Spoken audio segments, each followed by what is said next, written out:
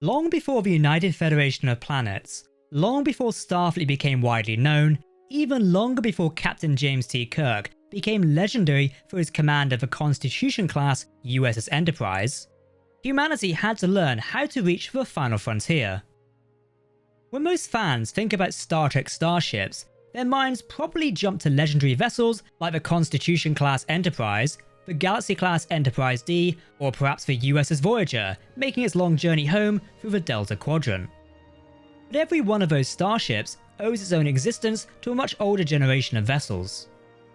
These were experimental spacecraft, prototype warp ships, and early Earth cruisers. Even some ships that didn't really make sense. Long before the Federation became a dominant power of the Alpha Quadrant, Earth, and humanity, was still finding its place among the stars. The road from modern spaceflight to the launch of the Enterprise NX-01 wasn't a simple one. It took decades of experimentation, with breakthroughs in propulsion technology, the development of entirely new forms of spacecraft, and perhaps most importantly, a willingness to keep pushing forward despite repeated failure. Today, we're exploring the ships that made that future possible, from the final generations of NASA spacecraft to Earth's first warp vessels, from the groundbreaking Phoenix warp rocket to the ships that fought during the Earth-Romulan War, which is still one of the best subjects to talk about in Star Trek lore.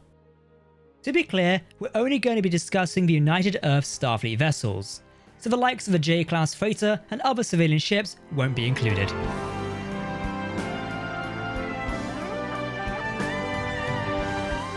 Today on Trek Central, we are talking about the starships before the Federation.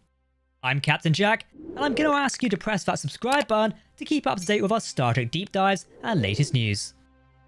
Okay, engage. Before humanity explored distant star systems, and before the warp drive was even invented, and even longer before first contact with the Vulcans was even made, there were still rockets. While Star Trek often focuses on advanced spacecraft capable of crossing light years in a matter of days, the journey really begins with something far more familiar: the Space Shuttle. One of the most interesting vessel designs seen in Star Trek's timeline is the OV-165. At first glance, this ship appears to be a natural evolution of NASA's real-world Space Shuttle program. That's exactly what it was intended to be. The OV-165 belonged to a second generation of reusable spacecraft developed during the early decades of the 21st century. Unlike the earlier shuttle designs, it was intended to operate as a true single-staged orbit vehicle, eliminating the need for large booster systems that had defined previous generations of spacecraft. Basically the same ones we still see NASA using at the minute.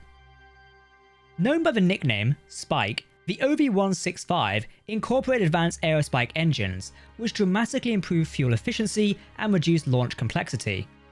This allowed the spacecraft to perform a variety of roles, including satellite deployment, scientific research missions, and the transportation of components destined for larger interplanetary vessels. It's worth considering why the OV-165 matters, because unlike the majority of starships on today's video, the OV-165 isn't really a starship. It's more of a bridge, a transitional design linking modern spaceflight with the interplanetary age. The same way the Wright Flyer eventually led to the jet aircraft. The OV-165 represents one of humanity's final steps before the leap into deep space. Now, while you think it may have just appeared in Star Trek Picard, the OV-165 was created for the opening credits of Star Trek Enterprise. Producer Brian Braga and the creative team wanted Enterprise's opening sequence to tell the story of exploration itself, not just Star Trek exploration, human exploration. The result was a montage showing humanity's progression from sailing ships and aircraft to modern spacecraft, and eventually the NX-01. To help fill the gap between modern NASA vehicles and future Starfleet ships, legendary designer John Eaves created several intermediate spacecraft concepts. The OV-165 became one of the most memorable examples, appearing during the Enterprise title sequence and later influencing additional Earth vessel designs. Now, it only appears briefly, it did serve an important purpose. It does remind the viewer the road to the stars begins much closer at home. If the OV-165 represents humanity's final generation of near-Earth spacecraft, then the Shango X-1 represents something much more ambitious: exploration beyond Earth's orbit. The Shango X-1 was an international deep space mission launched during the 2020s with a destination unlike any previously attempted: Europa, one of Jupiter's largest moons. For decades, Europa had fascinated scientists due to the possibility of a vast subsurface ocean hidden beneath its icy crust.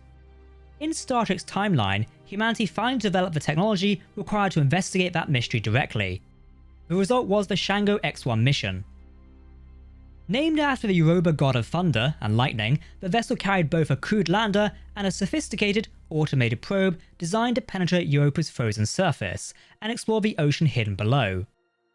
Among the crew was one individual whose actions would have consequences far beyond the mission itself: Rene Picard, the ancestor of Jean-Luc Picard. During the events of Star Trek Picard Season 2, we learned just how important the Europa mission would actually become. The discovery beneath Europa's ice would ultimately help humanity reverse centuries of environmental damage on Earth and set the species on a more hopeful path. It's one of those fascinating moments where Star Trek connects its optimistic future directly to scientific exploration. The Federation wasn't built by warships, it was built by explorers. This is a key fact passed on through each new Star Trek series. The Shango X-1 may represent one of the most important exploratory missions in human history. Unlike many Star Trek spacecraft, the Shango X-1 wasn't originally designed for the franchise. The vessel was created by artist Felix Barthel for an entirely separate science fiction project before being adapted for use in Star Trek Picard. Its inclusion helped ground the Europa mission in a realistic aesthetic, while simultaneously expanding the early history of Star Trek's future timeline. More importantly, it does demonstrate that humanity's path to the final frontier wasn't driven purely by warp technology. It was also driven by curiosity, and curiosity would soon lead humanity to its greatest breakthrough yet. Even before there was the Enterprise NX-01, there may have been another Enterprise, one of the most mysterious ships in all of Star Trek. This is the XCV-330 Enterprise. The XCV-330 Enterprise occupies one of the strangest positions in all of Star Trek history. Unlike most famous starships, we actually know nothing about it. We don't know who the captain was, we know nothing about the crew, there is also no confirmed launch date, there's no even mission records, and also no detailed specifications. Yet, despite that, the ship has become one of the most discussed pre-Federation vessels among the Star Trek community. For decades, people have been asking the same question: what exactly was it? If you've ever watched Star Trek the Motion Picture closely, then you've actually seen the XCV-330. Now there is a painting depicting the vessel that can be spotted among the various displays aboard the Enterprise. It appears in the USS Enterprise's recreation deck, after the refit in the 2270s. Later, the same artwork would appear during Star Trek Enterprise, where it hangs inside Admiral Forrest's office on Earth. It's worth noting it's a different picture, but still. However, it does pop up on Earth again in 2143, specifically in the 602 Club. Now this vessel immediately stands out. Unlike every Starfleet ship that did follow, the XCV-330 doesn't feature conventional warp nacelles. Instead, the design is dominated by two enormous circular rings, positioned at the rear of the ship. There's a long central fuselage extending forward from these structures, creating one of the most unusual silhouettes ever associated with the name Enterprise. And that's part of the reason the ship has become so iconic. It doesn't look like a Starfleet starship. It looks like an alternate future, perhaps an alternate past. Speaking of that, you can actually see it in the Kelvin timeline as well. One of the biggest debates surrounding the XCV-330 is whether it was actually the first vessel to carry the name Enterprise. I mean, first space vessel apart from the rocket. Several reference works have suggested exactly that. The painting in 2143 indicates that it predates the NX-01 Enterprise. If true, this would mean the famous lineage of Enterprises stretches even further back than most Trekkies realise, possibly even before humanity mastered warp travel. Of course, Star Trek's timeline isn't entirely consistent on this point, and some sources do suggest that this ship was a pre-warp vessel. Others suggest it was an early warp design ship, and some place it decades after Cochrane's first flight. The truth is that Star Trek has never given us a definitive answer, and perhaps that's part of the appeal. This starship design, as weird as it actually is, remains one of the last great mysteries of Federation history. Now there is one theory that has become particularly popular among Star Trek fans. This is the idea that the XCV-330 was powered by something called an annular warp drive. Instead of traditional warp nacelles, the ship would generate its warp field through the massive rings located at the rear of the vessel. We actually see the Vulcans in Star Trek Enterprise using annular warp nacelles. For example, the Dakir type makes use of this, along with the Sirocc type. This concept originates from the design notes and technical discussions surrounding the ship over the years. Some references describe the vessel as part of an experimental propulsion program which attempted to reinvent warp travel using large circular field generators. In theory, this system offered advantages. It was more efficient, it generated a stronger field, and it potentially allowed ships to travel faster using less power. But there was one small problem. These ships reportedly struggled to maneuver while travelling at warp, and that's a fairly serious issue when you're exploring unknown space. After all, it's difficult to chart the stars if a ship can't actually change course. As a result, the technology may have been abandoned, not because it failed, but because conventional nacelles ultimately proved more practical. This idea presents an interesting possibility. What if the XCV-330 represents a technological path that humanity chose not to follow? Throughout history, countless technologies have shown promise before ultimately being replaced by better alternatives. This ship may have been Star Trek's version of that story, a ship that pointed towards one future. Instead of the annular warp drives, Earth would eventually embrace the nacelle-based designs we see throughout the NX program and beyond. The ring ship became a historical curiosity, an evolutionary branch that was never really fully developed. Yet its influence may still have survived. One of the most interesting real-world consequences of this ship design came years later. When production designer Rick Sternbach was designing the Vulcan's vessels for Star Trek Enterprise, he intentionally incorporated circular propulsion structures into several designs. This was as a tribute to Matt Jeffries' original ring ship concept. Once you notice this, the connection becomes far more obvious, and we'll talk about Matt Jeffries' design in just a minute. As I mentioned earlier, many Vulcan vessels feature ring-like engineering structures and propulsion systems that feel remarkably similar to the XCV-330. Whether this is a coincidence within the universe itself is kind of impossible to say, but from a production perspective, the visual lineage is undeniable. The ring ship may never have become the future of Starfleet, but elements of its DNA did survive elsewhere. If we rewind time and look at the story behind this ship, it's arguably more fascinating than the actual ship itself. Did you know its origins date back to the development of Star Trek the Motion Picture? Of course, we did just mention him. Legendary designer Matt Jeffries, the man responsible for creating the original USS Enterprise. He would produce several concepts for what would become the USS Enterprise. One of these concepts featured the now famous ring design. Jeffries would throw away the XCV design. He felt that a filming model would not have been strong enough to support itself. Years later, this design was resurrected for a TV series Gene Roddenberry was designing. Unfortunately, that series was never made. Thankfully though, at Roddenberry's request, the XCV made a brief cameo in Star Trek the Motion Picture. At the time of its cameo, it wasn't intended to become a major piece of Star Trek history, yet fans immediately became fascinated with it. Over time, the image took on a life of its own. Reference books expanded their history, technical manuals proposed explanations for the unusual propulsion systems. And of course, fan theories multiplied. And eventually, what began as a simple painting evolved into one of the most famous mystery ships in the entire franchise. Kind of quite an achievement for a ship that's never actually been seen properly on screen. It's especially given when this ship occupies a unique place in Star Trek. Now, if the XCV-330 represents one of Star Trek's greatest mysteries, then the Phoenix represents one of its most important certainties. Because without the Phoenix warp rocket, there is no Federation. Perhaps most importantly, no first contact. Every major event in Star Trek history can be ultimately traced back to a single launch on April 5th, 2063. It's a launch that almost never happened, thanks to one of humanity's greatest enemies. To understand the significance of the Phoenix, we first need to understand the world that created it. The mid-21st century was one of the darkest periods in human history. Earth had endured the devastation of World War III.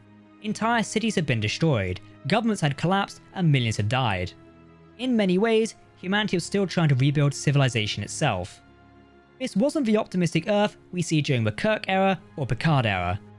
This was a broken world. Despite all of that, one man still believed humanity could reach the stars, Dr. Zefram Cochrane. Of course, what makes the Phoenix so remarkable isn't just what it accomplished, it's how it was built. Unlike the vast starships of later centuries, the Phoenix wasn't constructed in a shipyard, it wasn't funded by a planetary government, and it certainly wasn't built with unlimited resources. Instead, the vessel was assembled inside an abandoned missile complex in Bozeman, Montana. Its actual structure was based on an old Titan missile. Of course, the warhead was removed. A cockpit module was installed, and every available component was repurposed wherever possible. Dr. Cochrane and his team simply used whatever they could find, and somehow it actually worked. The Phoenix has often been described as looking improvised. That's because it was. The vessel wasn't designed as a sleek exploration craft, it was ultimately a proof of concept, a machine built for the singular purpose of demonstrating that faster-than-light travel was indeed possible. The cockpit itself was surprisingly small, housing only a handful of crew positions and the controls necessary to conduct the historic test flight. Every decision made had to support the one objective: achieve warp speed. Once. Just once. Because if humanity could cross that threshold, everything would change. The real star of the Phoenix wasn't the ship itself, it was the engine. Cochrane's warp drive fundamentally changed humanity's understanding of the known universe. For centuries, faster-than-light travel had been considered nearly impossible. Physics simply did not allow it, or at least that's what people thought. Cochrane discovered another way. Instead of accelerating a starship beyond the speed of light, his warp drive manipulated space itself. The vessel remained inside a warp field. Space contracted ahead of the ship and expanded behind it. The result was an apparent faster-than-light travel without violating the laws of physics, at least Star Trek's physics, and suddenly, the stars of the final frontier became reachable. April 5th, 2063. This is one of the most important dates in Federation history. After years of development, the Phoenix was finally ready. There also may or may not have been some help from some individuals on some kind of Star Trek, but that's enough of that. The vessel launched atop of its modified missile booster, climbing rapidly through Earth's atmosphere. At this stage, it still looked more like a rocket than an actual starship, because technically, that's exactly what it was. Only once the booster completed its work did the real transformation begin. Its lower stage separated and protective covers would detach, and for the first time, humanity's first warp-capable spacecraft revealed its true form. Twin warp nacelles extended outward, the warp core activated, and Zefram Cochrane was prepared to attempt the impossible. Simply moments later, history was changed. The Phoenix achieved Warp 1. Humanity had officially become a warp-capable civilization. And the flight itself was brief, but its significance cannot be overstated. To humans, the stars were no longer distant lights in the night sky. They were now destinations. But of course, somebody was actually watching. Unknown to Dr. Cochrane and his team, the Phoenix's warp signature had been detected by a nearby Vulcan survey vessel. To the Vulcans, this was significant. Achieving warp capability represented a major milestone in a species' development. It meant they were ready to join the wider interstellar community. The next day, a Vulcan landing party touched down on Earth. First contact had occurred, and from that moment forward, human history changed forever.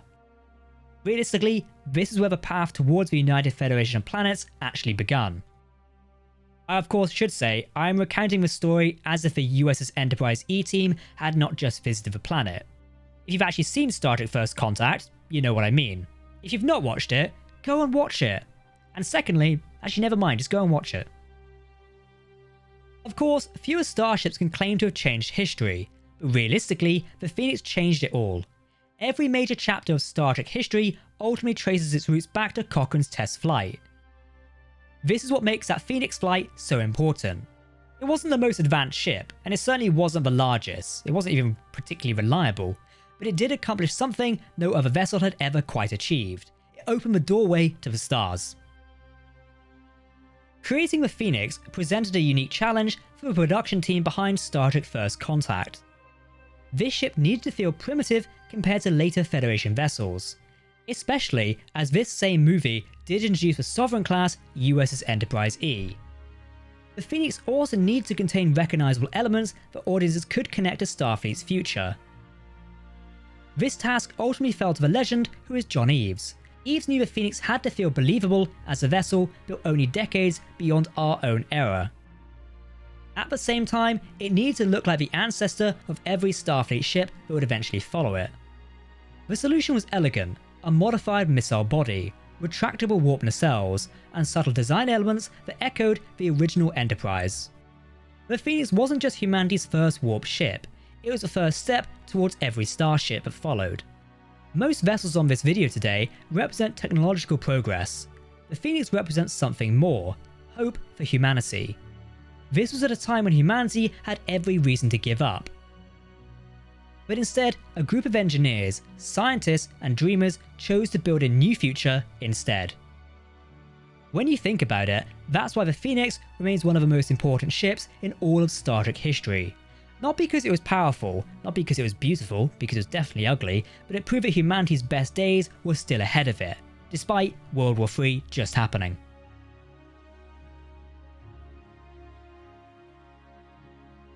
So, the Phoenix had achieved Warp 1, humanity had made first contact, and the stars were finally within reach. But realistically, Warp 1 wasn't enough. To truly explore the final frontier, humanity did need faster starships. It needed both bigger starships and a new generation of engineers willing to push warp technology even further. And this journey would eventually lead to one of the most important programs in Starfleet and human history, this being the NX program, otherwise known as the Warp 5 program. Of course, several experimental vessels paved the way for the Enterprise NX-01 as we know it. In the decades following first contact with the Vulcans, Earth underwent a technological revolution unlike anything in its own history. The Vulcans shared their knowledge, even though they did hold some back. Human industries recovered from the devastation of World War III. Humanity began constructing increasingly sophisticated spacecraft capable of venturing further into the solar system and beyond it. Yet there was still a problem. Human warp technology remained painfully slow. A vessel capable of Warp 1 could reach nearby worlds, but exploring the wider galaxy would still take years. Essentially, Earth needed faster ships. The requirement led directly to one of the most important engineering projects in human history, as I mentioned, the Warp 5 program. Now, this was established during the early 22nd century, and the Warp 5 program represented humanity's determination to stand on its own 2 feet. The Vulcans had helped Earth enormously following first contact, but as I mentioned, their own assistance often came with limitations. Vulcan officials repeatedly urged caution. They believed humanity was advancing too quickly, too aggressively. From a Vulcan perspective, humans weren't ready for the responsibilities that came with deep space exploration. Of course, many humans did disagree. Among them was Henry Archer. He was an engineer whose work on advanced warp propulsion would eventually make the NX program possible. Henry's vision was simple: build an engine capable of reaching Warp 5, a speed that would allow Earth vessels to travel farther than ever before. This challenge was enormous, and before the technology could be trusted aboard a full-size starship, it did need to be tested. This is where the NX program officially began. Long before Enterprise NX-01 launched from space dock, another generation of vessels carried the NX designation. These NX test ships were never intended for exploration. Instead, their mission was arguably more dangerous. They were designed to prove that humanity's new warp technology actually worked, and if necessary, to fail so future ships wouldn't have to. Visually, the NX test ships clearly descended from Cochrane's Phoenix, and of course that wasn't accidental. The designers of the NX program deliberately reused many concepts that had already proven successful. The general proportions remained familiar, and the vessel still retained the appearance of an experimental spacecraft rather than operational starships. However, beneath the surface, everything had changed. These ships were no longer trying to reach Warp 1, they were trying to break entirely new barriers: Warp 2, Warp 3, and eventually beyond. Each successful flight would move humanity closer to the dream of true interstellar exploration. Now, we've actually done a full breakdown on the NX program, aka the Warp 5 program, as they're kind of interjoined. You can find it here on the Trek Central YouTube channel before, and you can go check it out. So this version here will actually be skimmed down as I don't want to repeat the same thing. Looking at the NX program, the first major test vessel was the NX Alpha. Like many pioneering spacecraft throughout history, it paid a heavy price for being the first. For example, in 2143, the NX Alpha became the first vessel designed to break the Warp 2 barrier. The ship successfully reached speeds of approximately Warp 2.2 before catastrophic field instability caused the mission to end in disaster. The Alpha was destroyed. Thankfully, the pilot, Commander A.G. Robinson, survived in an escape pod. Critics immediately began questioning whether the entire program should continue. To many observers, the experiment appeared to prove what the Vulcans had been saying nearly all along. Humanity simply wasn't ready. Human warp technology remained completely unreliable, and perhaps Earth should slow down the program. To that extent, the Vulcan Advisory Council insisted on pausing the program outright. Fortunately, the engineers refused to accept that conclusion. Following extensive analysis, researchers discovered something remarkable. The warp engine itself had not failed. The underlying technology worked. The issue lay elsewhere. This was an imbalance within the matter-antimatter intermix system that had destabilized the warp field. In retrospect, the engine design remained fundamentally sound, and that distinction changed everything, because if the engine wasn't the problem, the program could continue. Realistically, the dream of Warp 5 did remain alive. Humanity simply needed another test flight. The problem? Official approval wasn't exactly forthcoming. Here's where one of the greatest acts of engineering stubbornness in Starfleet history enters this story. This is with the NX Beta. Rather than waiting for official approval, Commander Robinson and Commander Jonathan Archer conveniently borrowed the Beta prototype and conducted another test flight without authorization. While this was possibly career-ending, it was absolutely necessary. The NX Beta repeated the conditions but destroyed the NX Alpha. But this time, the engineers were prepared. When the instability appeared, they corrected the intermix ratios. This stabilized the warp field. The ship successfully exceeded Warp 2, and humanity had taken another step forward. But more importantly, the NX program survived. Without the NX Beta, the NX program might have ended right there, and humanity's dreams of exploring the final frontier would have been just another abandoned engineering experiment. The final major breakthrough came with the NX Delta over 20 months later. By 2145, engineers had refined the technology sufficiently to attempt another historic milestone, Warp 3. Under the command of a pilot named Duval, the NX Delta succeeded.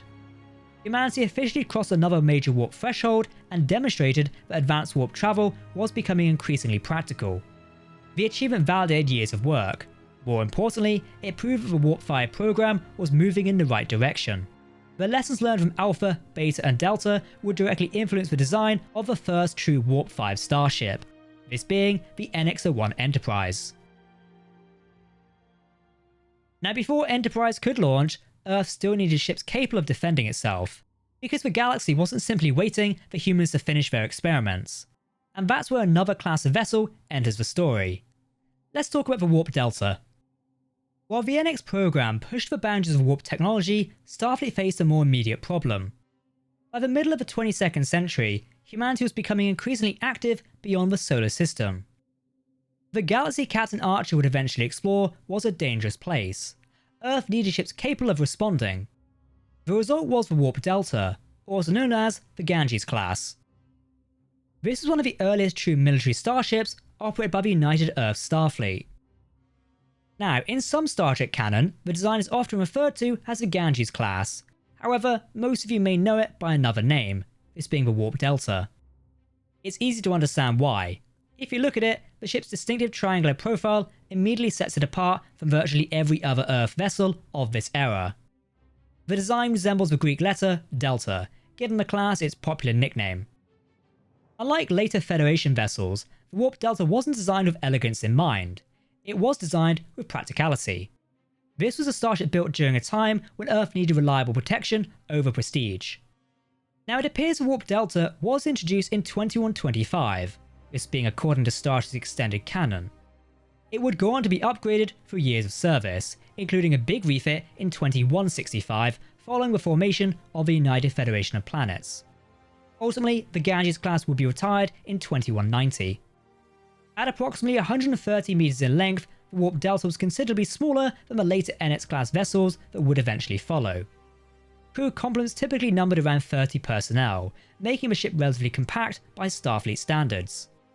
Despite its size, the vessel packed a surprising amount of capability. Its broad triangular hull housed living quarters, engineering spaces, cargo facilities, and tactical systems within a compact frame. The bridge was positioned towards the forward upper section of the vessel, providing excellent visibility and command oversight. Meanwhile, when we look at the nacelles, they extended outward from the main hull, using short wing-like structures that clearly showed the evolutionary connection to the earlier NX test craft.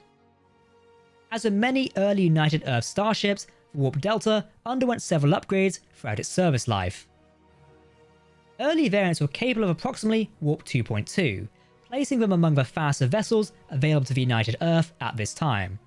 However, continuing improvements to warp technology allowed the upgraded ships to reach Warp 3. Don't forget, this was still in an era where Earth was taking its first steps into interstellar space. Every increase in warp speed dramatically expanded the number of worlds humanity could realistically reach. Warp Delta helped make those journeys possible. Of course, exploration wasn't its primary mission. It was actually designed for protection. The class carried phase cannons as its principal armament. These weapons could be fired either with sustained beams or concentrated bursts, depending on tactical requirements. By latest Starfleet standard, phase cannons were relatively primitive, but during the early 22nd century, they provided Earth vessels with a credible defensive capability. Now, the ship's protection systems were equally important. Instead of energy shields, the Warp Delta relied on polarized hull plating. This worked by directing electromagnetic energy through specially designed hull materials. This meant that Starfleet engineers could dramatically increase the vessel's resistance to damage. This technology would later become standard across much of Earth's fleet, including the NX-Class. While not as effective as true defensive shields, hull polarization represented an important stepping stone towards the advanced protection systems used in later centuries. Ultimately, the Warp Delta's most important role was simple. It was there to defend humanity. These ships formed a significant portion of Earth's defensive forces during a period where Starfleet lacked the resources to maintain large numbers of advanced vessels. If a colony came under threat, if pirates attacked shipping lanes, if a hostile power appeared near Earth, the Warp Delta would often be among the first ships dispatched. This wasn't glamorous work. There were no famous 5-year missions. It was just security, because without it, exploration became impossible. We do see the Warp Delta in Star Trek Enterprise. Following an attack by a cloaked Klingon bird of prey, 2 Warp Deltas and an Intrepid-Class vessel respond to assist Enterprise. Their presence helped force the attackers to withdraw, demonstrating that even older Earth starships could still contribute meaningfully during combat operations. Moments like this highlight an important reality.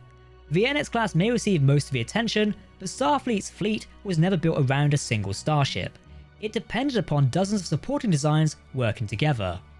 Warp Delta was one of those designs, and don't worry, we'll talk about the Intrepid-Class later on. Perhaps the most dangerous period faced by the Warp Delta starships came during the Xindi Crisis.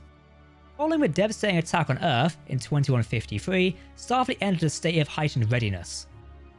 Every available vessel became part of humanity's defensive network. While Enterprise NX-01 ventured into the Delphic Expanse to stop the Xindi threat at its source, ships like the Warp Delta remained behind to protect Earth and its colonies from further attacks. This was a reminder that Starfleet's responsibilities extended beyond exploration. Someone had to guard the home front, and the Warp Delta helped fill that role. Now, unfortunately, the Warp Delta rarely receives recognition given to vessels like the NX-01. Of course, it's somewhat understandable. Enterprise changed history, the Delta did not. That's also why the class is so important. It still represents a stage of development, a bridge between experimental technology and practical starship operations. Without designs like the Warp Delta, Starfleet would never have gained the operational experience needed to support the NX program. In many ways, these are the starships that allowed humanity to grow up. And while they may not have carried the Federation flag right away, they helped create the conditions that eventually made the Federation possible. Now, the Warp Delta would play a role in the Earth-Romulan War, typically patrolling Romulan territory. Yes, we will mention the Romulan War several times throughout this video. It's quite important for the Enterprise era. Okay, while researching this video, I was on Memory Alpha and found mention of another Enterprise-era starship that appears in Season 4 of the series. This appears to be a detached primary hull and secondary hull class design. You can see it just barely in the episode Stormfront Part 2. Like other Starfleet ships, it is defending Earth. Now this design is not identified and never has been, but we do actually know what it is. This ship is actually a Steamrunner-class CGI model reused from Star Trek First Contact. It would also appear in Deep Space Nine and of course Star Trek Voyager, as well as in Paramount Plus series like Star Trek Picard. No, this is not the Steamrunner class in Enterprise, it's simply an asset reuse.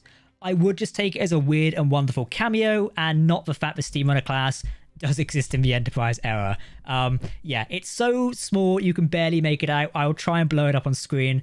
I'll link you the Memory Alpha page down below. It's really weird, it's really funny. I only learned about this today as I was writing this script. I think it's hilarious, so yeah, take it with a pinch of salt.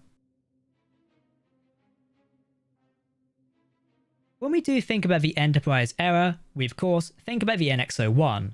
But while Enterprise grabbed the headlines, another class quietly carried much of the burden. We did just mention this in the video. This is the Intrepid-Type Cruiser. It's a starship that rarely receives the recognition it actually deserves.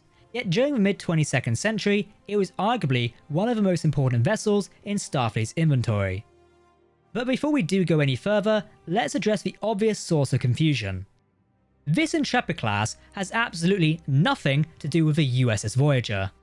When most Star Trek fans might hear the name Intrepid-class, they would immediately think of Captain Janeway's famous starship. The Intrepid-type light cruiser, or Intrepid-class light cruiser, served over 2 centuries earlier during the United Earth Starfleet era. The only thing the two classes share is their name. Beyond that, they are completely different vessels designed for completely different missions. One of the biggest challenges facing United Earth Starfleet was scale.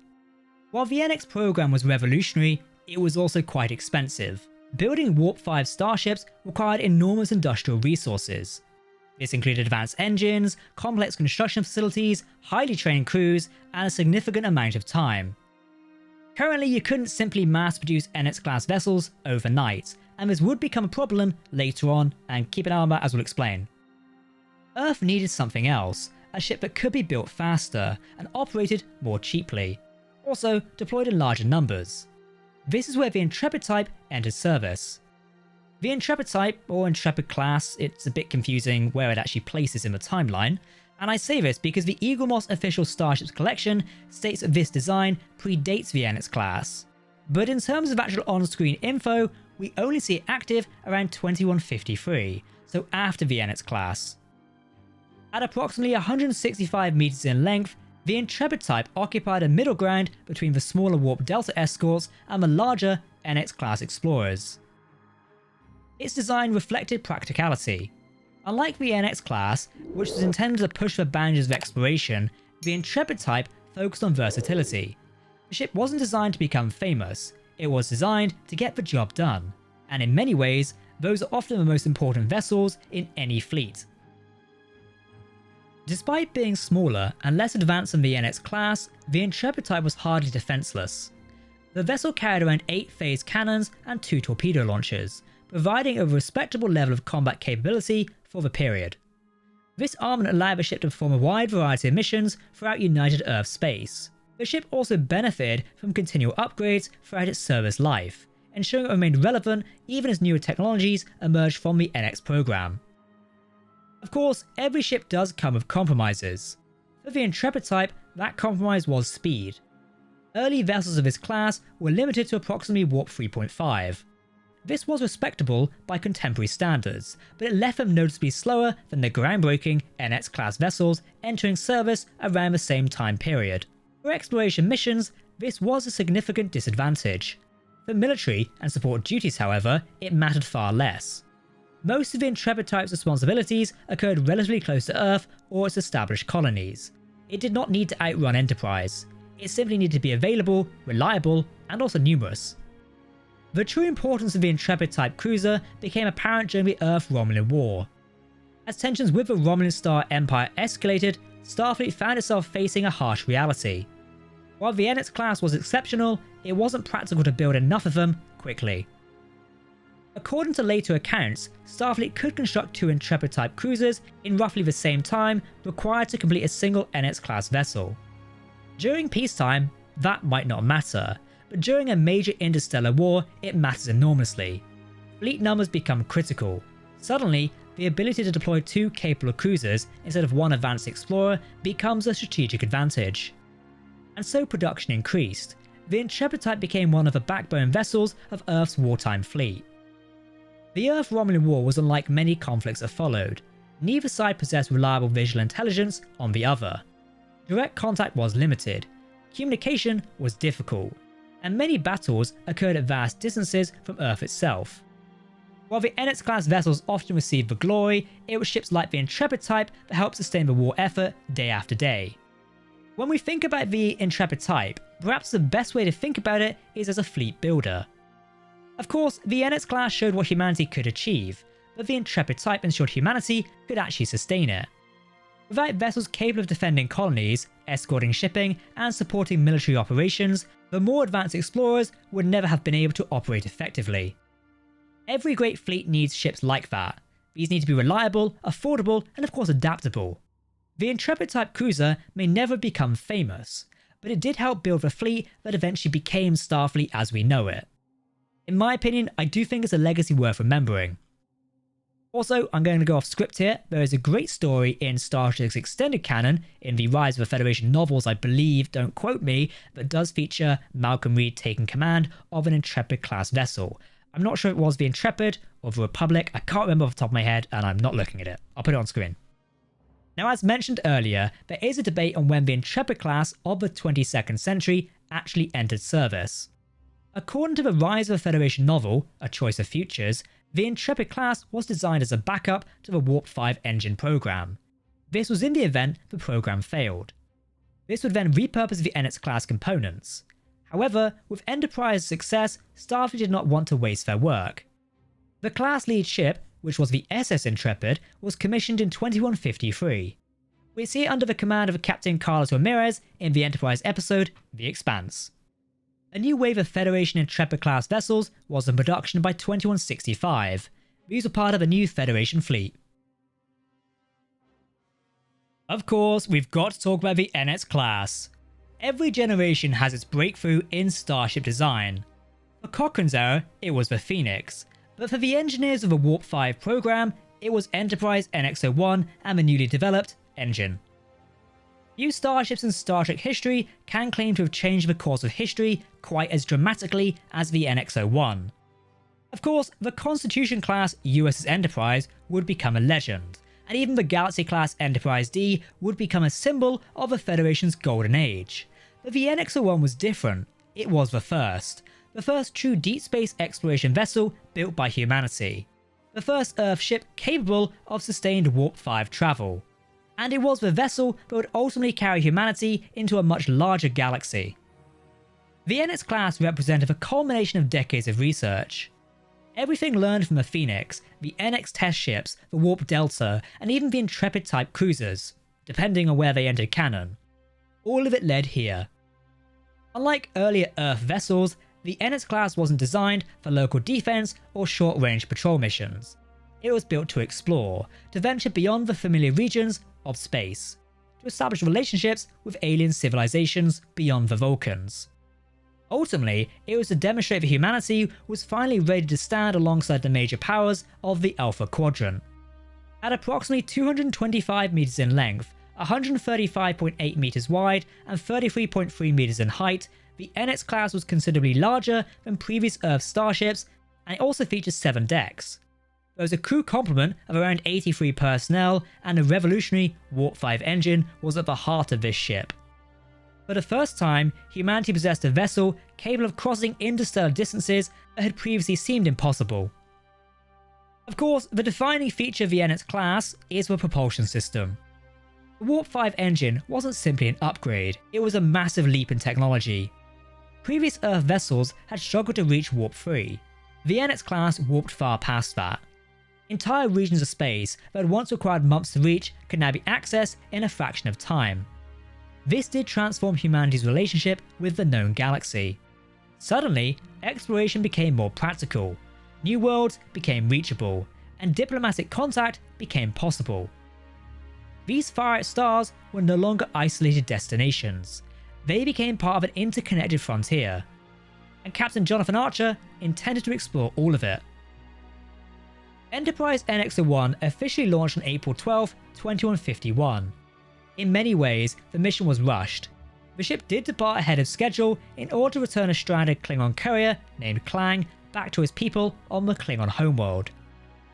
This wasn't the carefully planned maiden voyage Starfleet had envisioned, but perhaps that's fitting. What followed would become one of the most important missions in human history.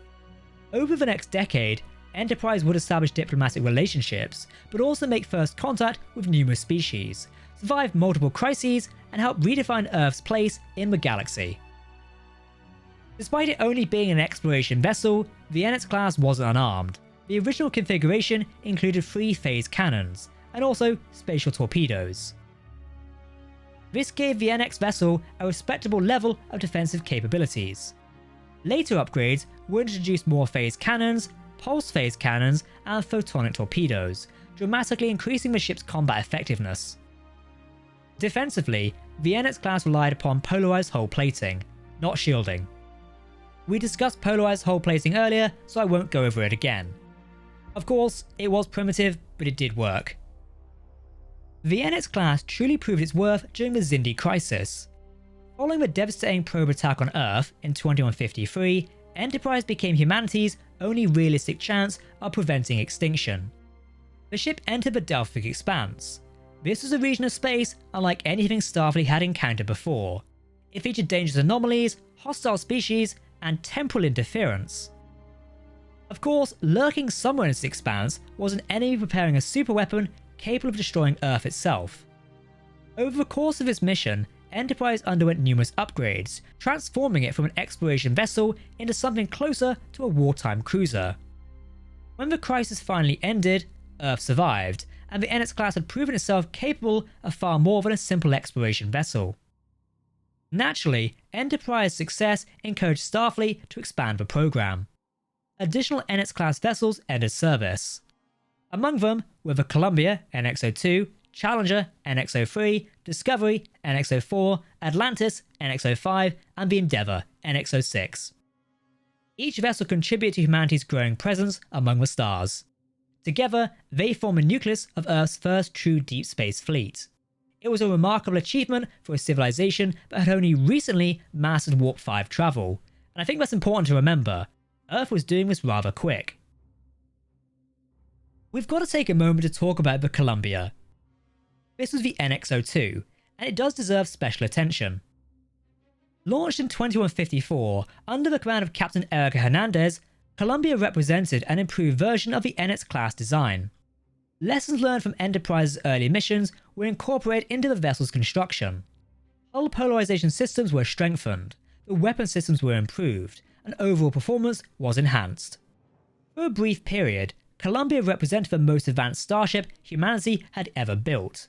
Unfortunately, like many vessels of the era, its fate would become tied to a much larger conflict, this being the Earth-Romulan War. By the late 2150s, the galaxy was changing again. Relations between the Earth and Romulan Star Empire had deteriorated beyond repair. War was coming. The NX-Class had been designed for exploration. Now, it would be forced to fight. Enterprise and her sister ships found themselves serving on the front lines of a conflict that would shape the future of the Alpha Quadrant. The Earth-Romulan War ultimately pushed humanity towards closer cooperation with the Vulcan, Andorra, and Teller Prime peoples. And from that cooperation emerged something even greater, the Federation. Of course, before we do get to the Federation, we still have a few other classes of starship that played critical roles during this turbulent period. One of those is the Daedalus-class, and we'll get to that in a minute. While performing well, Starfleet found the NX program was too costly during wartime.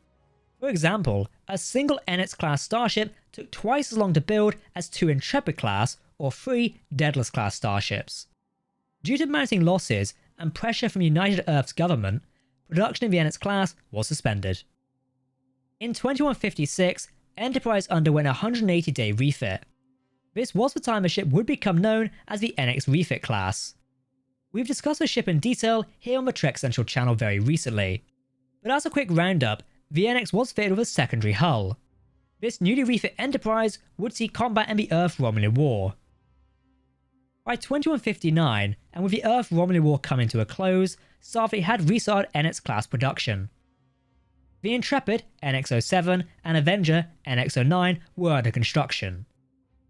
With the end of war in 2160, and the formation of the United Federation of Planets in 2161, the NX Refit class would become known as the Columbia-class, named in honour of the missing NX-02 Starship. Okay, we've got to talk about the USS Franklin, otherwise known as the Freedom-class Starship. This does exist in a weird period in Star Trek timeline and canon, but let's just talk about the ship anyway and you'll see what I mean. At a presumed length of 137 meters, the Freedom class is a relatively small starship design. The overall design of a Freedom class hull features a saucer-shaped living and command section, something that would later come to be symbolic of Starfleet's starship design. This section contains all the controls for the ship's functions, along with the living quarters and command and control locations. Two impulse drive engines were positioned aft of the ship, facing aft, on either side of a large indent into the saucer section. From there, two warp nacelles were positioned on two pylons, stretching back a little outwards from the ship. These housed warp engines. The Freedom class was capable of reaching warp 4 around the 2140s, with the USS Franklin being the first ship designed to do so. It's unclear if there was a test project to allow for warp 4, in a similar way the NX project used the Alpha, Beta, Delta and presumably Gamma to test the warp 5 engine. While later Starfleet ships will be built on planet-side shipyards as well as being designed to enter the atmosphere, the Freedom class did not do so. The class was to be built in space and not designed for atmospheric entry. However, with that said, the Freedom class can sustain both being crash-landed onto a planet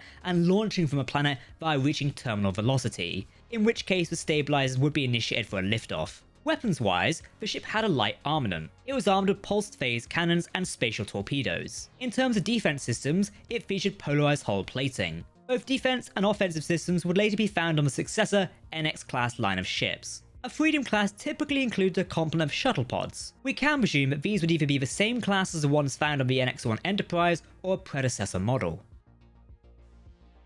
The bridge of a Freedom class was located at the top center of the saucer section, in keeping with Starfleet design that would come to be. It contained all of the command and control functions. There was a central seat for the ship's commanding officer and chairs with a helmsman. Stations were also present for comms, science, engineering, and also others were spread around the room. The bridge also featured a view screen that was a transparent window, but did have the technology for technical information to be displayed on it.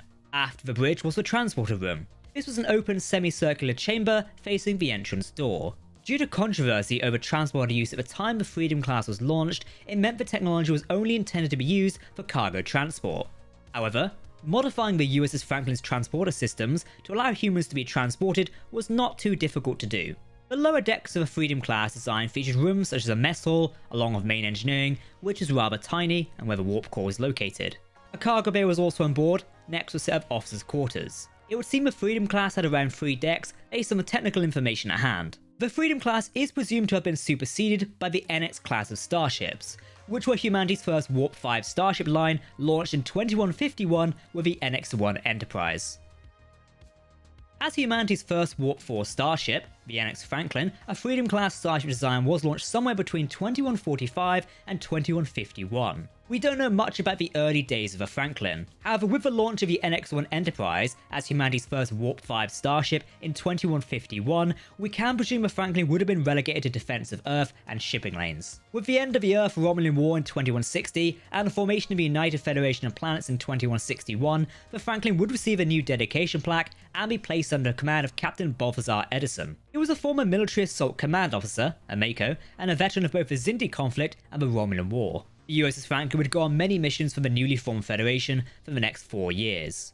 However, the ship vanished in 2164 during a mission to the Gagarin radiation belt. It was an incident that would be taught to future Starfleet officers at Starfleet Academy. The disappearance of the Franklin caused much speculation in the Federation. Some theories ranged from surrendering to the Romulans or even being captured by a giant green hand. In reality, however, the USS Franklin had seemingly entered a wormhole and was displaced over space. It eventually crashed and landed on the planet of Ultimate. With no sign of rescue from the Federation, Captain Edison believed that the Federation had deliberately abandoned them on this harsh planet. In finally venturing out to their new world, Edison and his crew found relics left behind by the original native species of Ultimate. These relics included numerous starships, a drone workforce, and life-sustaining technology. This technology was capable of stealing the life force from its victims. Captain Edison and his crew would later abandon the wreck of the Franklin and turn their backs on the Federation. It was later revealed in Star Trek Beyond that the technology allowed the surviving crew, including Captain Edison, to capture passing alien ships and drain their crews of life to survive. This, in turn, mutated the biology of the original crew to resemble that of their victims. In time, Edison became known as a warlord Krall. The changes were so distinct that much of his human identity was erased, along with the ability to speak English. By the year 2263, Jayler discovered the USS Franklin half buried under the surface of Ultimate in the alternative reality known as the Kelvin timeline. She then placed it under a holographic cloaking device and used the abandoned starship as a residence. Even after around 100 years, the Franklin still had active power reserves, serviceable engines, and intact data logs. Before her encounter with the late Starship USS Enterprise crew, Jayler had begun repairs on the Franklin, learning English from its onboard computer and becoming familiar with the classical music of 20th century Earth stored in the ship's databanks. I like the beats and shouting. What you do? After being stranded on Ultimate, following the destruction of the USS Enterprise via an attack from Krall and his swarm ships, Captain James C. Kirk, Commander Spock, Lieutenant Commander Montgomery Scott, and Ensign Pavel Chekhov would repair the Franklin and restore its transporter capabilities. Scotty also enhanced it to transport complex life forms rather than simple cargo, which it was initially designed for. The team would soon rescue the rest of the Enterprise crew from Krall, while also learning about Krall's plans to use his drone force and swarm ships, along with a superweapon as Yabonov, to attack the Federation's starbase Yorktown. Captain Kirk and the crew successfully piloted the Franklin out of Ultimate's atmosphere, via dropping the ship off a cliff in order to reach terminal velocity. Now under Captain Kirk's command, the Franklin caught up with Krall's forces at Yorktown. Kirk and crew piloted the Franklin into the swarm of ships and used outdated ship technology to disrupt the individual vessels' communications. This was done so by using old radio signals to create a chain reaction that destroyed most of the swarm ships. Is that classical music? Yes, Doctor, it would seem to be. As Krall escaped into Yorktown Starbase, Kirk and the Franklin pursued Krall and the remaining two ships. The Enterprise crew piloted the Franklin into the internal decking structure and used the ship itself to destroy the attacking vessels, just before crash landing into the Yorktown Station Central Plaza, near the headquarters building. In a desperate fight, Captain Kirk tracked down Krall and defeated him, stopping the use of a super weapon. Following the incident, Captain Kirk and Commodore Paris officially closed a missing in action report on the USS Franklin and its crew. In terms of known Freedom-class starships, we only know of the USS Franklin, as seen in Star Trek Beyond. Given the NX-class launched in 2151, and Starfleet proceeded to then push forward with the NX-02, and then also ordered the NX-03 and 04, it is likely that the additional Freedom-class ships were no longer commissioned by Starfleet, instead favouring the more advanced NX class of ships. The Franklin would have likely remained in service due to the losses Starfleet faced following the Earth-Romulan War between 2156 and 2160. As such, they would need warp-capable ships to continue exploration missions and defend the newly created United Federation of Planets in 2161. The Freedom-class USS Franklin makes its debut appearance in Star Trek Beyond, a Kelvin timeline film directed by Justin Lin. He felt that including a pre-Federation ship in the film satisfied a goal he had.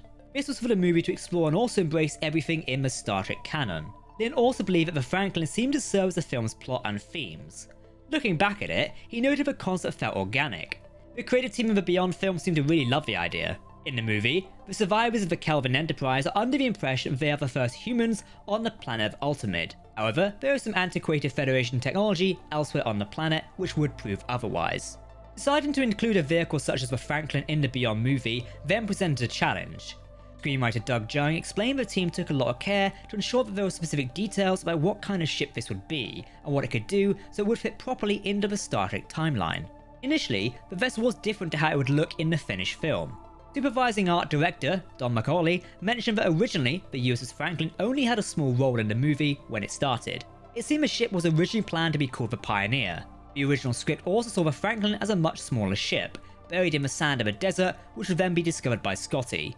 Once Kirk and the rest of his team had rescued the other members of the Enterprise crew, the screenplay called for them to somehow get on board the craft. The script also made it clear the vessel was relatively old as a Starfleet ship that could withstand an extreme beating, but had also been lost on the planet for quite some time. As new versions of the Starship Beyond script were drafted, the ship's role grew more and more. Designer Sean Hargreaves created the USS Pioneer, which would later be called the Franklin, and also envisioned it as a large shuttlecraft. By the time concept art was produced, the design had changed to that of a freighter. Hargreaves would create some images showing a Pioneer under the sand.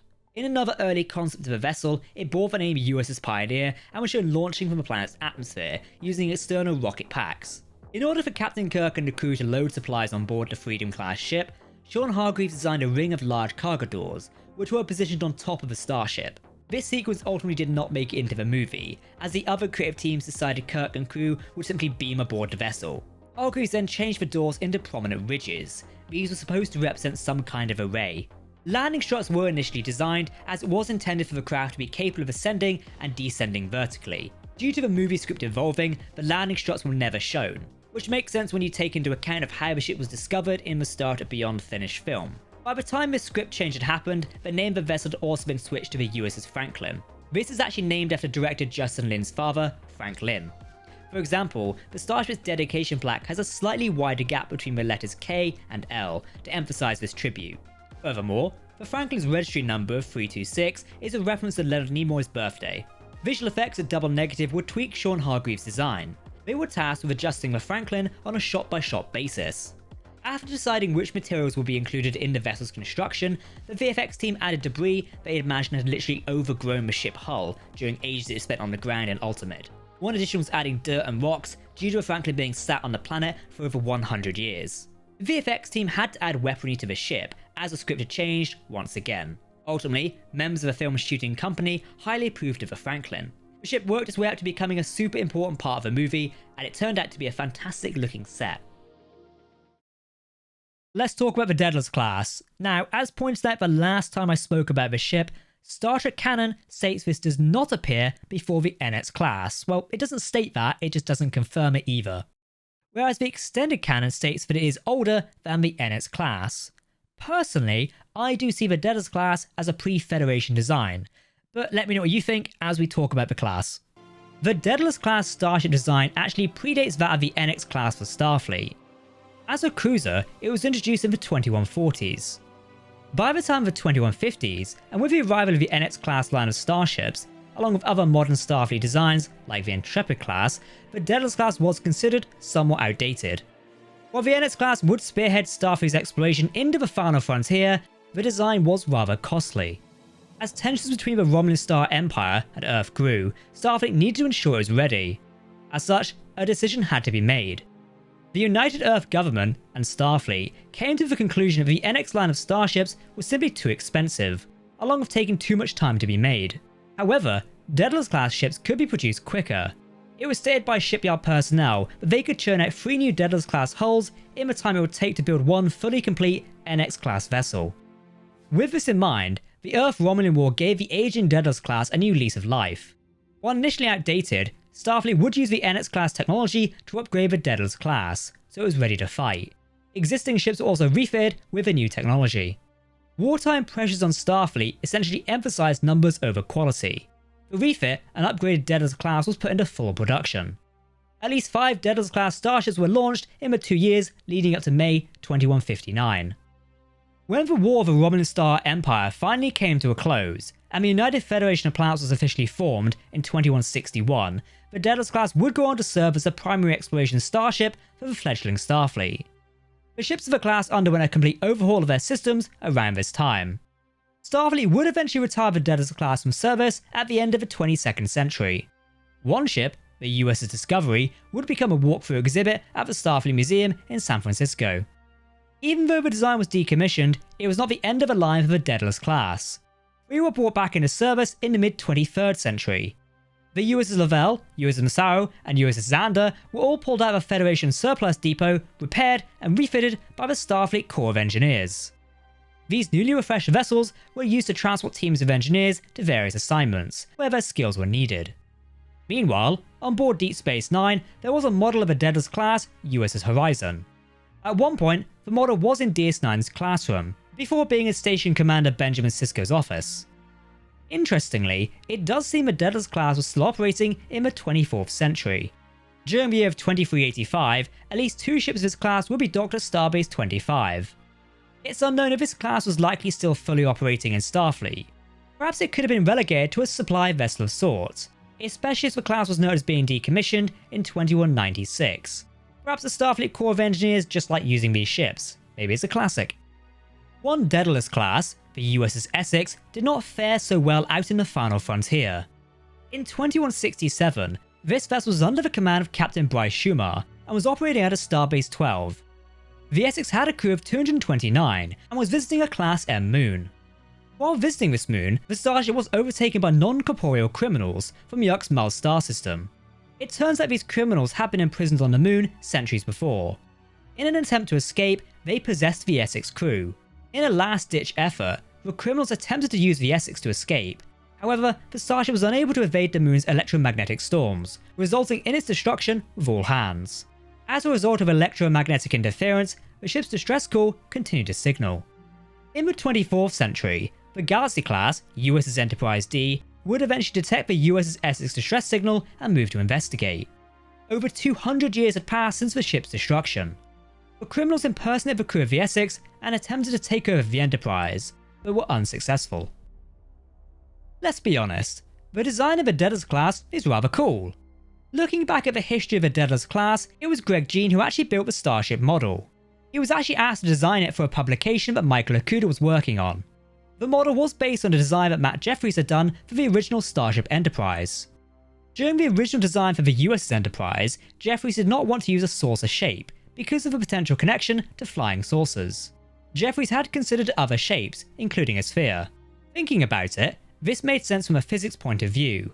This is because the shape of a sphere would be the best possible pressure vessel for use in a vacuum. With this in mind, Jeffries started playing with the design and seeing what he could come up with. However, in the end, it was decided the design looked too bulky. As such, he flattened out the design and wound up with a saucer shape anyway. Eventually, Michael Okuda found the initial concept design of the Enterprise with a sphere. Okuda thought this design would make an excellent candidate to represent a Daedalus-class vessel in his Star Trek chronology book. Because the ship was not actually needed for an episode, there was no need for complex detailing. The design would later appear as a black and white photograph in the first edition of Star Trek Chronology: The History of the Future, published in 1993.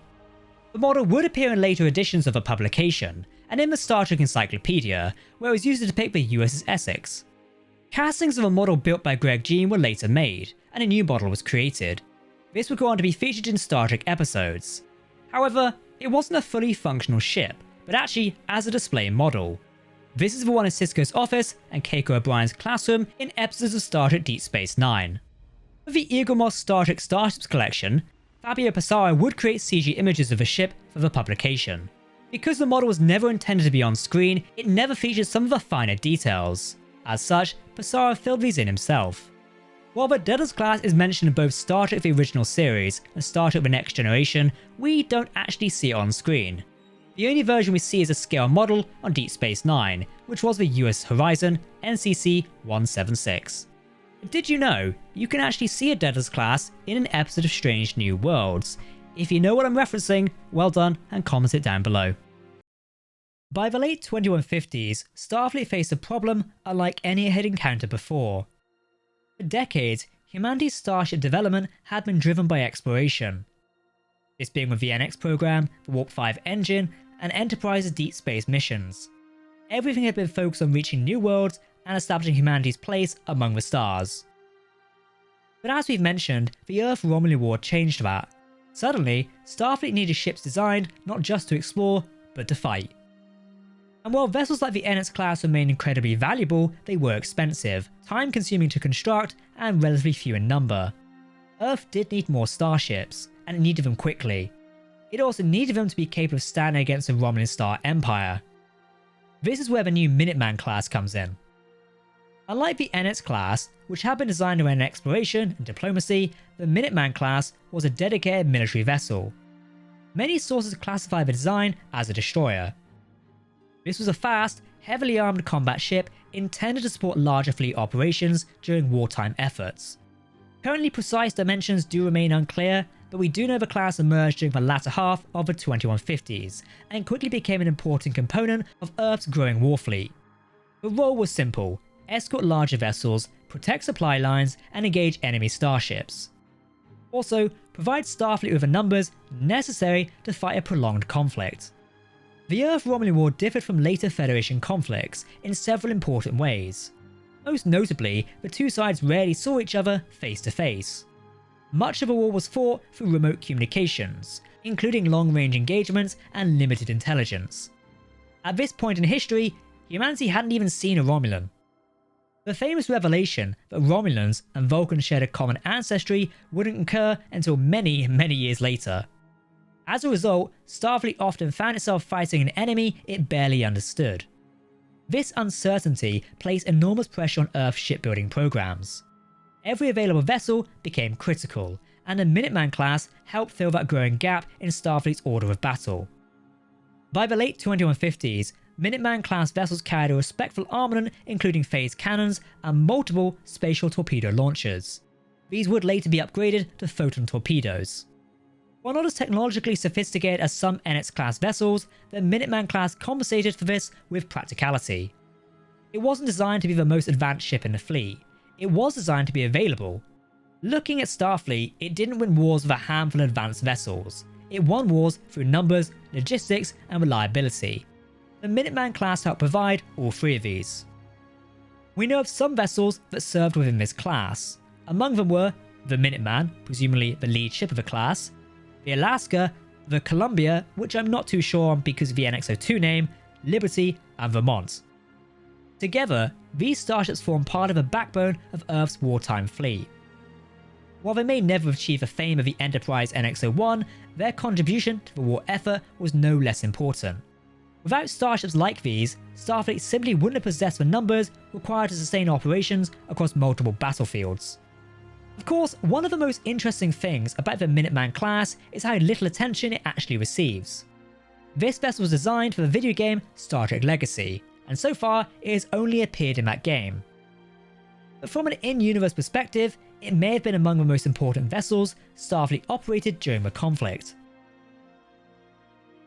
If the Minuteman-Class represents Starfleet's wartime reality, the Yorktown-Class represents something slightly different, this being possibility. Unlike many of the ships we've discussed throughout this video, Unlike many of the starships that we've discussed throughout this video, the Yorktown-Class does not originate from television canon. Instead, the design is based on the video game Star Trek Legacy, which is also where the Minuteman-Class is from. Of course, as many Star Trek fans know, some of the franchise's most fascinating ship designs have emerged from games, novels, and technical references. I mean, look at the Enterprise F, that comes from the MMO video game of Star Trek Online. So it's important we actually look at some of these ships from the Enterprise era. The Yorktown-Class is one of these ships. The Yorktown-Class was envisioned as a large United Earth cruiser that served during the Earth-Romulan War, and in the years immediately following the Federation's founding. At approximately 400 meters in length, it was substantially larger than many contemporary Earth vessels. In fact, it was closer in scale to some later Federation cruisers than ships that had preceded it. The design of this immediately stands out. It's a broad saucer, an extended engineering section, and familiar Starfleet-inspired proportions make it feel like a bridge between the NX era and vessels that would eventually serve the Federation.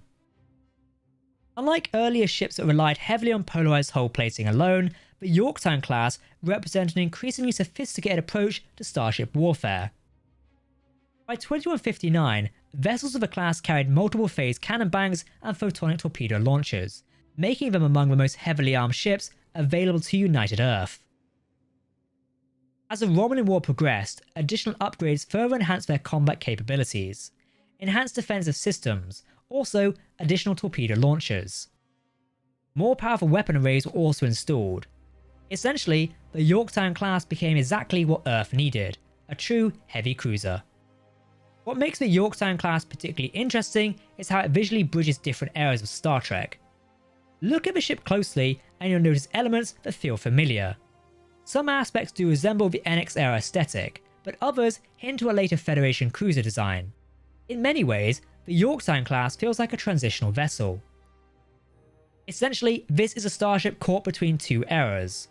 One foot in the age of the Enterprise era, the other reaching towards the Federation and somewhat towards Kirk's era. And honestly, that's probably why the design remains popular among fans. It helps fill a gap that television never got the chance to explore. It is important to remember that the Yorktown-Class remains non-canon, as unlike the NX-Class, Intrepid-Type or Daedalus-Class, the vessel simply never appeared within official television continuity. That doesn't mean it lacks value. I will always remain that extended canon has played an important role in Star Trek.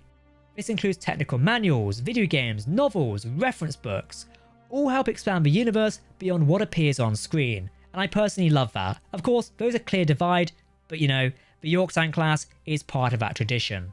It's a fascinating interpretation of what Earth's fleet might have looked like during one of the most important periods in Federation history. As the Earth-Romulan War intensified, Starfleet quickly discovered that even the lightly capable NX-Class did have its limitations. As we've gone over in this video, the NX-Class had been designed as an explorer first and then a warship second. The Poseidon-Class turned that philosophy on its head. Developed during the latter stages of the Earth-Romulan War, the Poseidon-Class was essentially a heavily armed destroyer based on the proven NX-Class space frame. Rather than creating an entirely new vessel from scratch, Starfleet engineers reused many of the NX-Class's successful components, including its saucer section and warp nacelles. Starfleet engineers reused many of the NX-Class's successful components, including its saucer section and warp nacelles, while dramatically increasing its offensive capability. The most obvious visual difference was the addition of a large weapons module mounted above the primary hull. We can refer to this as a roll bar. The structure housed the ship's extensive torpedo systems, and this would later become a familiar design on famous Federation Starship classes such as the Miranda-Class and the Nebula-Class. Even the Luna-Class had something like this. In many ways, the Poseidon could be considered the spiritual ancestor to those later vessels. Armed with 10 phase cannon banks and 8 torpedo launchers, the Poseidon-Class was one of the most heavily armed Earth starships of this era. Combined with polarized hull plating and warp capability comparable to the NX-Class, these destroyers were purpose-built for frontline combat, rather than long-range exploration. According to Star Trek Legacy, this being the video game, and the later Rise of the Federation novels, ships of this class fought extensively during the Earth-Romulan War, but they did continue to serve into the early years of the Federation. Interestingly, by 2165, Starfleet Chief of Staff, Jonathan Archer, reportedly opposed further production of the class, believing it was simply too heavily armed for the peaceful future he envisioned for the Federation. Instead, Starfleet would shift its focus back towards vessels designed for exploration rather than warfare. Although the Poseidon-Class does remain part of Star Trek's extended canon, it is a fascinating glimpse into how Starfleet might have evolved had the Earth-Romulan War continued. It does represent a rare moment in history where humanity prioritized building dedicated warships over explorers. It is a philosophy, but would largely disappear with the founding of the United Federation of Planets. So, those were the starships that came before the Federation. Of course, many would go on to serve the early Federation, and that's totally fine. But do you have a favourite pre-Federation starship? Would you command the legendary NX-01, or perhaps the mysterious XCV-330? But even saying that, you could command the often overlooked workhorses like the Intrepid-Type or the Warp Delta. Let me know down below in the comments. Personally, I think it might have to be an NX refit class. I do really enjoy those ships. Of course, if you enjoyed this deep dive into the earliest era of Star Trek starships, don't forget to leave a like, subscribe to Trek Central, and check out our other starship breakdowns, including our dedicated videos on the NX refit class, the Olympic class, and Worf's Battlestar, because let's be honest, the Typhon class is a Battlestar. Like always, if you want to keep up to date on the latest Star Trek news, lore, and more, make sure to hit that subscribe button to never miss a video from myself and the team here at Trek Central. You can also follow us on social media or join our community Discord server. A big thank you to everyone who supports us on Patreon. Your support allows us to continue making these Galaxy class videos. For now, I've been Captain Jack, this has been Trek Central, and I'll see you in the next video. Live long and prosper, my friends. Goodbye.